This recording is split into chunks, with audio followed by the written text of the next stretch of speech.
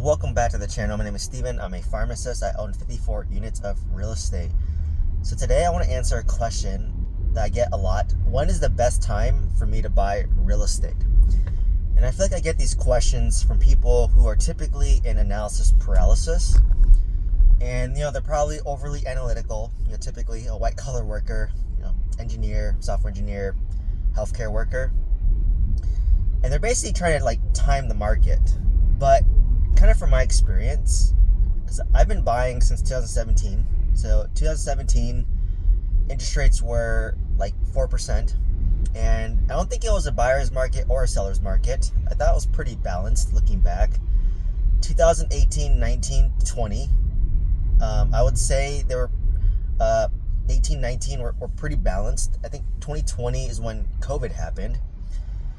And when COVID happened in the beginning, I think it was pretty balanced. It started to become imbalanced when it was early 2021, when interest rates plummeted down to below 3% during COVID, and then a bunch of money was being printed, and that's when housing prices soared like crazy. That's when people were overbidding for properties like crazy. That's when it became a seller's market. So I would say it's balanced until 2021. In 2021, it became a seller's market because people were overbidding properties by $100,000, $200,000, because if you have a 2.8% interest rate versus a 4% interest rate, you can afford a lot more home. You can afford that payment. So that's when single family homes skyrocketed. That's when you'd hear that the thing would be listed. They'd have 30 offers. So that was kind of a seller's market. But I bought most of my real estate during the seller's market, if I'm being honest. I bought in 2017, I bought one. 2019, I got two.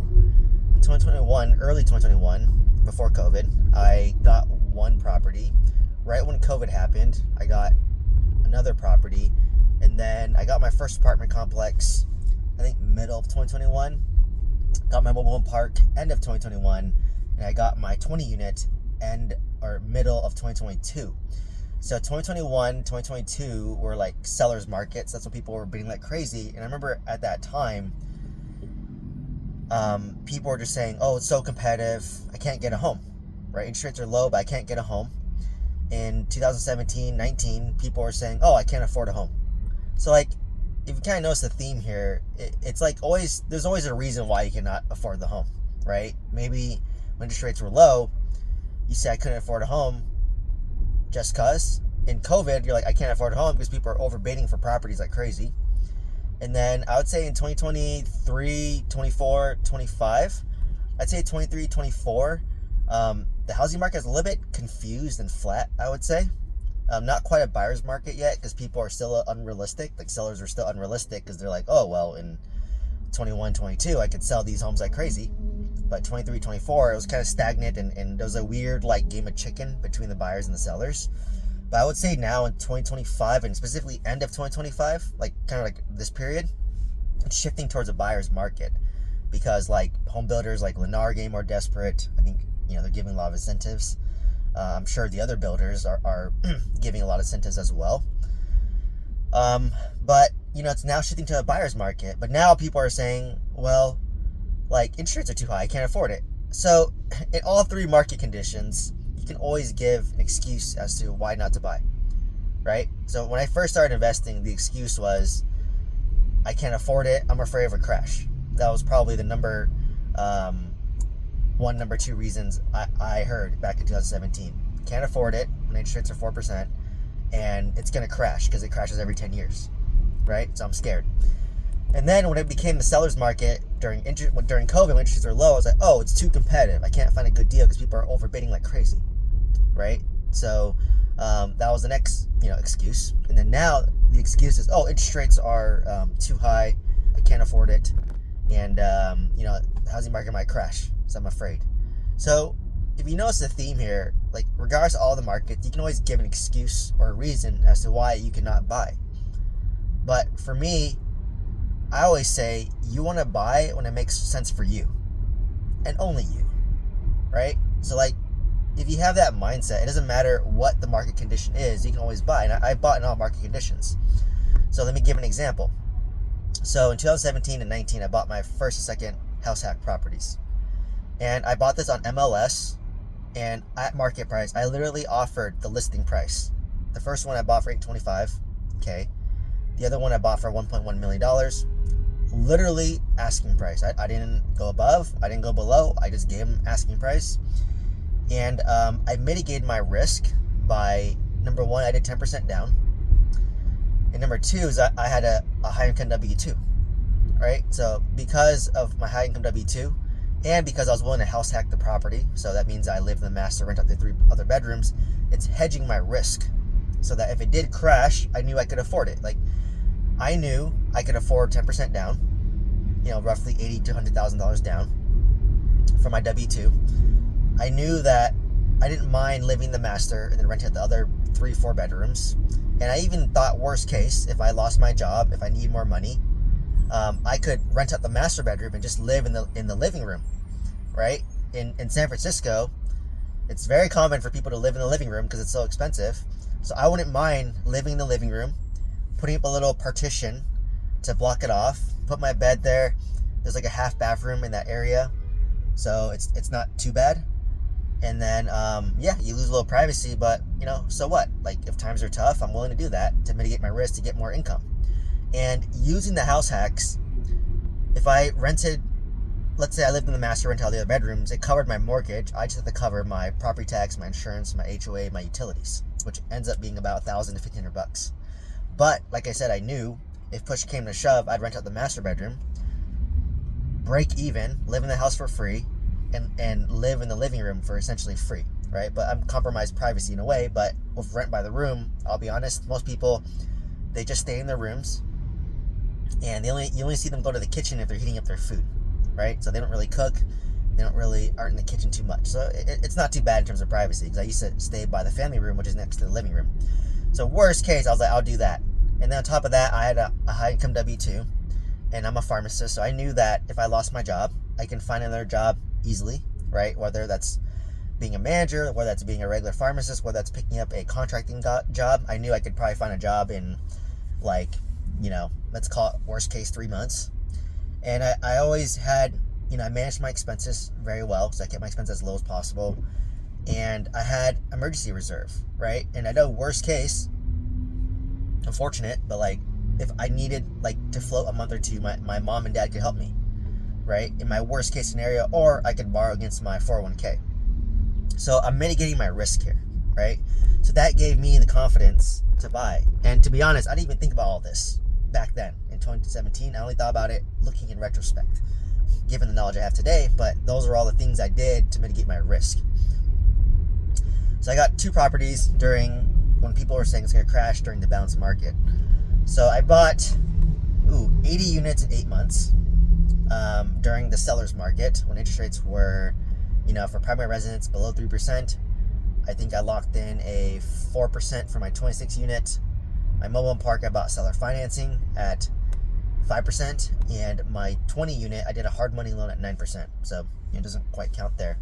But basically, this was a seller's market, and instead of saying, people are overbidding like crazy, what I did was I bought a single family home during this market. I just made I think 100 offers, and I had a buy box in Orange County, and I wanted a 4-bedroom, 2-bath at least, with a big backyard, and the price point was roughly around $800,000 or less. And I wanted a big backyard, and I wanted potentially a detached garage. So I was looking to do 10% down, once again, which I can afford. And I wanted a big backyard because I wanted to build an ADU back there, right? That's the new thing back in 2021. And once again, I wanted a house hack to mitigate my risk. I wanted to build an ADU, so I would live in the ADU, which would be a brand new 2-bedroom, 2-bath, or 3-bedroom, 2-bath, depending on what I qualify for. And I'd rent out the front house so that I would still have my privacy, but still get rental income to offset my living expenses, right? So that was going to be the plan and the goal. So after doing that, I ended up buying the house. My interest rate was 2.8%. I ended up not house hacking the property because I lost my job. I got laid off. But instead, I ended up renting it out, and I decided not to build an ADU. because it just didn't make sense for me at the time. I wanted to do multifamily or apartment complexes. So, I rented out that property, and I was negative cash flow, like probably $400 a month on that property starting off, because I put 10% down only. But I was making about $500 for my other single family home, so help offset that. I was still working at W2. I kept my expenses low. I kept on increasing my income, and I had more reserves that built up, and also 401ks and brokerage accounts, so I can leverage. And like I said, worst case, I could lean onto my parents if push came to shove, right? So I pulled the trigger there, but like I said, I made like 100 offers sight unseen, and eventually someone got my deal. So it takes persistence, right? I wasn't as married to like, oh, it has to be exactly this. I had a buy box, had a filter on Redfin, and made offers sight unseen, right, at asking price, and eventually got one. I bought new construction during COVID, so that's my first Huntsville, Alabama property. And what's nice about new construction, it's first come, first serve. It's literally first come, first serve. So you basically see the deal, you know what the rents are, you like the price, you run the numbers, you can cash flow, and I cash flow $500 a month in this property. You just submit the contract, and it's first come, first serve. So like there's no bidding war with new construction. So that mitigated my risk, right? I don't want to deal with like, you submit an offer, counter offer, best and final, best and final. So like you keep continuously just like bid up, and at the point it doesn't make sense anymore. That's what I was experiencing with apartments. More on that later. But that's what I went through. I'm like, well, I don't want a bidding war, so let's just buy new construction. It's first come, first serve. You see the deal, you like the deal, you run the numbers make sense, you buy the deal. Easy, right? No bidding war. There's no upbidding. The price is the price of new builders. So that's what's nice about them, right? You just get first come, first serve. And then I tried to buy apartments, and as I alluded to, like whatever apartments I saw on LoopNet, Crexy, Zillow, like people would overbid for it. I would give an offer like below asking price, and they would laugh at me, right? So I just said, well, instead of complaining about it, I did direct mail to find off-market deals, and I bought my 26 unit using direct mail off market, direct to seller, for $500,000, and it appraised at $750,000. So I made $250,000 instant equity, but it's a lot of work to send out mailers. You have to follow up with owners, you have to submit offers, you have to negotiate. I must have talked to 100 owners, submitted 100 offers to get one, right? Mobile home park I bought on LoopNet, ended up being a bad deal. See, all bad deals are on LoopNet. Sell it for a loss, but it was on the market for a long time. There's a reason why it's on the market for a long time, because it's a bad deal. So I ended up losing money in that deal. So, you live and you learn, right? My 20 unit was from the same mailing campaign. He basically wanted $420K. I couldn't get financing on it. I was fully transparent with them. And then, ended up saying, hey, I pre-qualified for $350. Are you willing to drop your price down to $350? He was, and then I got the deal. So, basically, if you look at it during COVID season, the seller's market, I mitigated risk by, once again, having a high income W2, keeping my expenses low, having a reserve, having like stocks I can lean onto, brokerage accounts I can lean onto. Worst case, lean on my parents. I was just living in a small 1-bedroom apartment at the time. I basically submitted a lot of offers, so it's quantity, right? Because people call me lucky, but they don't realize that I submit 100 offers. If you submit 100 offers and you get one that says yes, you're at a 1% success rate. So call me lucky. And then, I bought new construction from builders. It's first come, first serve. Like if I didn't get that deal, I'd wait for the next one. I'll tell the builder, hey, the next time you have a deal just like this, reach out to me. I'll buy the deal immediately, right? So I bought new construction, and then I went off market, because on market deals people are overbidding, but off market you're not bidding against anybody because it's off market. You're just bidding against yourself and building trust and rapport with the seller. So that's how I mitigated risk during the seller's market. And during the buyer's market, which is now, I bought 3 homes, ironically all Lennar homes. And what's nice about the builders is during a buyer's market, they're giving so many incentives. Like for my primary residence, they offered $30,000 of builder credit. I negotiated $40,000 in builder credit, and I had my realtor, who was a family friend, kick me back her commission, which was, I think the commission was $30,000. She didn't really do anything. She didn't do much, but she kicked me back $20,000 because she needed $10,000 to pay her taxes, right? So I got $20,000 back plus $40,000 in builder credit. So and what's crazy is the price of a new build is actually cheaper than an existing inventory on Redfin, like an old home on Redfin. So I was like, wait a second. Not only, I think I bought mine for $900,000, but after the builder credit and the kickback I got from commission, that ended up being minus $60K. So I bought for $840. Most of the townhomes I was looking at were around $750 to $840, but then they're old, maybe in slightly better areas, but they were old. You need renovation, which would have costed $50,000 to $100,000. So I was like, I don't want to do a renovation. I just want a new build. I want the warranties. I want the nice community. So yeah, I bought that deal. That's for my primary, so not really investment. And then I bought my 2 recent Lennar homes in Huntsville, Alabama, where I basically, it's a buyer's market once again. So I waited for the quarter end sale. The builders are hurting right now because I have a video talking about the builders are hurting because they want to get rid of inventory. Not as many buyers because people can't qualify because interest rates are too high. And there's just pessimism over the real estate market in general. So, people aren't as excited to buy. And builders want to offload inventory to meet their monthly goals, or their weekly goals, or monthly goals, and their quarterly goals to appease the shareholders. So I basically wait for those sales where they're dropping the price at least $20,000. But what I'll do on top of that is I will offer all cash on the deal. And remember, all cash is relative, right? All cash can mean you can actually have cash. You can do a line of credit against your stock portfolio. You can do a line of credit against, you can do a HELOC. You can do a line of credit against your life insurance. You can do a line of credit against your 401k to have the cash. And what I'm doing is, because I'm paying cash, I'm getting an additional roughly $40,000 to $45,000 off. So my all-in lower cost is about $60,000 to $65,000. So they're probably worth around $320,000. I'm swooping these in for about $260,000. And then what I'm doing is I'm buying it cash, and then I'm basically doing delayed financing, 80% loan to value. So delayed financing means I close in cash first, and then I engage a lender second after it's rented out in 1 to 2 months. And then I basically am able to pull out 80% of the purchase price.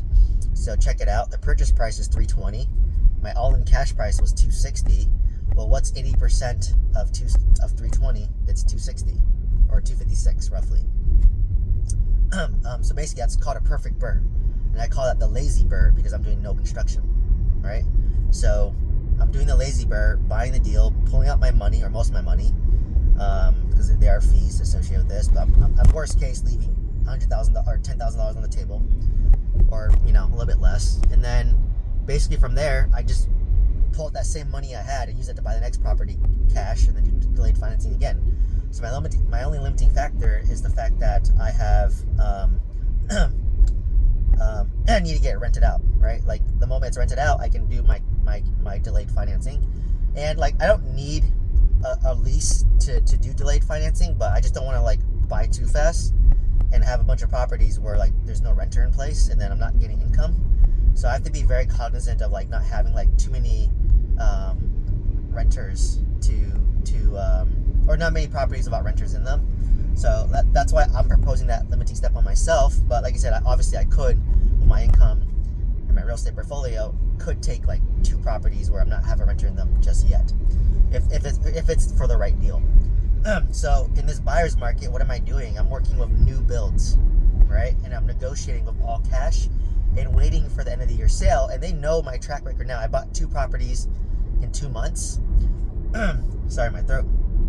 I bought 2 properties in 2 months, and they know what price works for me. I tell them, purchase price on paper needs to be $320,000, but my all-in cash price needs to be about $256,000. So that if I get 80% LTV delayed financing, my loan is $256,000. So if I bought for $256,000, my loan is $256,000. My only out-of-pocket expense are all the fees, the origination fee, the loan writing fees, the closing cost, right? That's my only fee, and that might end up being $6,000, which I can afford, right? So like I said, I bought real estate, as you can see, in all three markets. All three markets I bought it. I bought in a balanced market, I bought in a seller's market, I bought in a buyer's market. But if you notice, each time I changed my strategy a little bit, right? And most importantly, I was ready to buy, right? During my balanced market, I worked the W-2, kept my expenses low to basically save up 10% down to house hack. That was my strategy at that time. During COVID, my strategy was go new builds because there's no competition, and go off market to buy apartments because there's less competition. So I went to where there's less competition in a seller's market, right? Is it hard work? Yes, but I did it. In a buyer's market, less competition. Don't really want to work with home buyers or home sellers because they're not as realistic yet. I'd rather work with Lennar because Lennar, they're more focused on volume and they're more focused on turning their inventory. So that's when you combine that with a cash buyer like me, that's when good deals happen, right? That's when good deals happen, is when you have a desperate builder with a cash buyer like me, and I can negotiate these good deals. And like I said, the properties aren't cash flowing like crazy, like in this buyer's market, but they're cash flowing enough to, I call it break even, right? It covers the cost. Maybe I make $150 a month, but that $150 is just set aside as a reserve, so I call it a break even. And I've built $60,000 of instant equity, right? But each time when I went through all these examples just to say that when you're ready to buy, that's the best time to buy, regardless of the market. If you have the capital, if you have the reserves, if you have the strategy, if you're willing to be scrappy in the worst case scenario, right? Then you're ready to buy. Right? But if you can't afford it, you don't have the down payment, then you're probably better off being a renter, right? Until you've put yourself in that position to be a good buyer. So, and then know what your worst case scenarios are. Like, okay, if you buy a house and you lost your job, are you okay renting out a room or two? Like, if I lost my job, I would probably rent out a room or two in my current house, right? To buy me some time until this. Or could you just rent out your house and then live with your parents for a little bit, or live with a friend, or live with your sister, or live with somebody for a little bit, right? So you just have to really think about, like, how flexible are you? And then from that, you can see if it makes sense for you to buy. So that's why I said it sounds simple, but like, you buy when it makes sense for you to buy, and you make offers that make sense to you. So in all three markets, I bought when it made sense for me, and it did make sense for me. Like, during the seller's market, what did I do? Interest rates drop. I did huge cash out refinances. I remember I pulled out like $1 million. I pulled out like $1 million with a 3.6% interest rate, right? I put out $1 million with 3.6% interest rate. And, oh, I so many cars here. Sorry. I put out like $1 million with a 3.6% interest rate, and use that to go buy all my apartments and fund the renovation, right? With cheaper capital. But obviously now that it's, higher interest rates, I can't cash out or refinance as aggressively. I don't want to give up my 3% loan to basically, refinance into like a 6.5% to 7% loan. It doesn't make sense, right? So that's why I'd rather keep it and then, do a HELOC if I wanted to, or, right now I have the capital because I've been saving up reserves for a while. But that's the key. Like, you got to buy when it makes sense for you. So hopefully you can take some strategies and mindset shifts I had during each market. Like I said, I bought during a balanced market in 2017, a seller's market during COVID, and then during a buyer's market right now. And honestly, I love this buyer's market because it's so easy. With new builds, like, my God, when this delayed financing lazy bird strategy works, like, I'll buy a deal every like 2 months. I just need to get it rented out and I'm good, right? Once it's rented out, like, on to the next deal, right? And Lennar, they know my price, right? They know my price. They know, like, my all-in purchase price on paper has to be $320, but I'm buying it cash for like $256. Like, that's my magic number, right? Because I know this property can rent out for, roughly almost $21.50 is what I've been targeting. So that's kind of the name of the game. So anyways, hopefully you found value from this video. Hopefully this inspires you to realize that it's not as complicated as you think. Don't be paralyzed with analysis paralysis. Buy when it makes sense for you. And when you're buying, make offers that make sense for you and only you, right? And then find ways to make it work for you. Like, for me, I had to talk to 10 different lenders to find a lender that allows me to do 80% LTV, delayed financing, debt service coverage ratio loans, and they're more like investor friendly. So they end up being Ameritrust mortgage and Lending One are my two I'm going to use. But if that's kind of my strategy. Like I said, just learn from it. So anyways, if you want to learn more, let me know what questions you have. Please like, comment, subscribe. If you want to join my school community on a free trial where you can learn stuff like this, if you want to join my course, my mentorship program, you want to join my newsletter, which is free, you want to send me an email, if you want to study the insurance quote to see if you can save money on your insurance policy, click on my link tree down below. You can send me an email as well down there. Everything's in that link tree. Otherwise, please like, comment, subscribe. Hope to see you next one. Thank you so much.